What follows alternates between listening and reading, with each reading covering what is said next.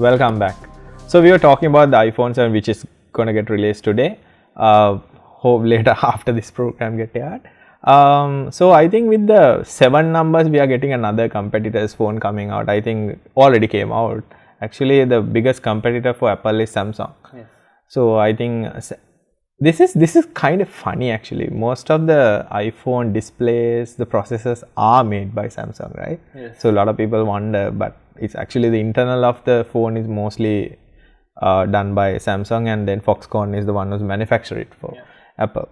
So Samsung kind of caught up with the numbering, and like it always confused. You get the S6 and you get the 6S and plus Edge and all that. So Apple has the iPhone 6 and then the 6 Plus. Then 7 will hopefully get a 7 Plus, I guess. Yeah. And Samsung has the same thing. You have the Note, which is the bigger phone.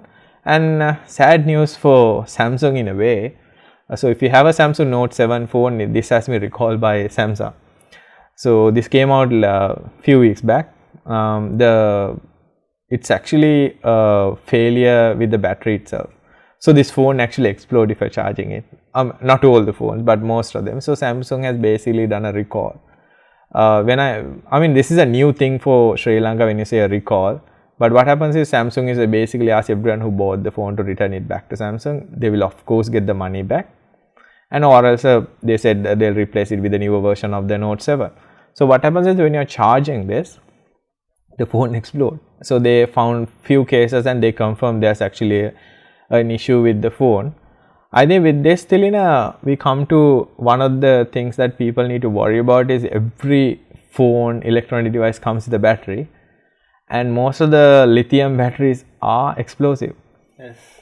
So if you have a new device, let's talk about batteries for example. So batteries are nowadays, it's explosive devices. So every phone you carry in your pocket, every laptop, that's one of the reasons why you can't air ship a battery, because you can't import a battery, because especially in you can get it, but the thing is, Kalinga, you most of the time you keep your phone next to your head or in your pocket, so it's going to be very dangerous. Yeah, so it's not a rumor when people say a lot of things get shared on Facebook and everyone saying, hey, this phone has exploded and someone got their hands burned. It's actually true, especially lithium polymer batteries. Apple iMac, Apple devices, MacBooks comes with a polymer battery. So these things explode. So how do you, how do you trust the battery? So each and every device nowadays comes with what you call a BMS. BMS is a battery management system. Yes, the Prius you are driving can explode actually. So that has batteries as well. So a Prius or any, even a Tesla has small battery that 18650 battery. So it's really small. I think you'll see an image on the screen of the 18650 battery. So these batteries are like a Pentosh battery, what we normally call a AA batteries, little larger than that. So that's what's inside your Prius, that's what's inside your Tesla, that's what's inside your laptop. But on a phone, it's something smaller. So these batteries, unless you charge it and control it, temperature control it properly, will explode. So I think Samsung made a mistake in some of their softwares maybe, or the battery charging control, maybe they have a poor battery.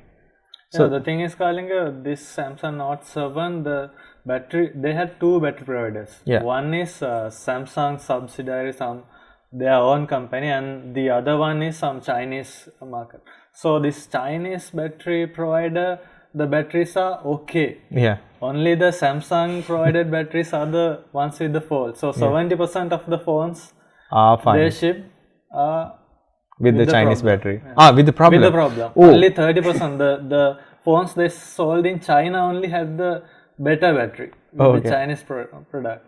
Yeah. So the main thing is, what I heard is, if your phone, the Note 7 is made in China, it's going to be okay. So if it's labeled as made in Vietnam or Korea, then you are in trouble. So basically, either way, don't take a risk on the device. If you can return it, try to return it to your provider and get a better phone. So batteries, like a lot of people have this question, can I leave my phone plugged in overnight? Can I leave my laptop plugged in? Should I run it off the battery? A lot of questions comes into play. Especially the first question that a lot of people have is still, when you get a new device, for example, laptop or a phone, do I need to charge it for 12 hours? Do I need to charge it for 5 hours? Actually, this actually, it's not a myth actually. It came long time back when people are depending on nickel cadmium batteries. Nickel cadmium was the oldest technology for rechargeable batteries. So those batteries have something called a memory effect. So memory effect is where, let's say you charge it less, it remember that only the less charge. So next time you charge it, only stop at that level. And you need to charge it for a long time for it to, come to the optimal charging level. So these are no longer true. So with the lithium batteries, you don't have the memory effect. But the only things you shouldn't do is in a battery, really sensitive to heat. So the more heat the battery gets, so lesser chance of like having the battery in a long life. It might get damaged, it might explode. So keep the battery cool in most of the time. It's not a bad thing to keep your laptop charged in, and you don't really need to charge it all the way. So you can always unplug it at any time. So even a phone is the same scenario. Let's say you are running at 60-70% battery and you have a urgent meeting to run after, you can just plug it in, charge it for a little while, then unplug it. No harm done. Only thing you shouldn't do with this newer type of batteries is drain it. So don't let your phone run 0%, switch it off itself and then try to charge it. That's a contributing factor to reduce the lifespan of a battery. Especially, same goes to all the laptops as well. So even a laptop, keep it plugged in all the time. It won't do any harm because the battery management system will of course keep the battery safe. For example, if you're keeping your device for a long time, let's say you want to keep it stored for a month or two and you're not going to use it, charge it around 40% and then leave it. Don't charge it to full charge or lesser. So charge it for like 40% and leave it. That's fine. Then you can store it for a long time. And when you're charging, so my practice is most of the time is I go home in the night, I plug the phone and unplug it in the morning because I don't have a Note 7. If you have Note 7, don't do that. So basically that wouldn't harm it because I've been doing this practice for a long time. I haven't had any issues with my battery. And another thing is all these batteries has a number of times you can charge. It's average about 400 times. So after 400 times, Apple batteries are much better than a lot of batteries because I use a Mac and I realize it 300 times only loses about 20 to 30% of its capacity, but a lot of other batteries will come down a lot, around 50%. So keep in mind, each and every time you charge your battery, you are going through that cycle of 300 400 times. Yes, that's really surprising. So if you trickle charge it, you plug it in for a 5-10 minutes, you unplug it, it won't go through that cycle. But if you discharge it and charge it for a continuous amount of time, that added to that cycle and it actually will reduce the lifespan of the battery.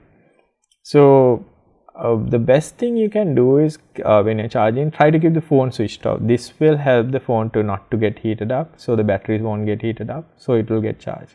And always use a proper charger because a lot of people buy these cheap cables and then a lot of people buy the cheap chargers. Those cables and chargers are not able to provide the amount of current the battery needs, the amperage it needs. So that can actually damage the battery because if it's taking long time to charge, that can actually damage the battery as well because it needs a certain amount of energy and that energy need to be there. And if even Apple recommends, if you want, you can do a deep cycle once a month, maybe once and twice a month. Just drain it fully and then charge it back. So that will help keep your battery in optimal level. With Apple Kalinga, what they do is the cables also need to be signed with Apple. So if you are plugging in a bad cable, the iPhone will warn you. Yeah. So buying cheap cables is not the best option you can do. Yeah. When it comes to batteries. Right. So we'll go for another break and see you after this.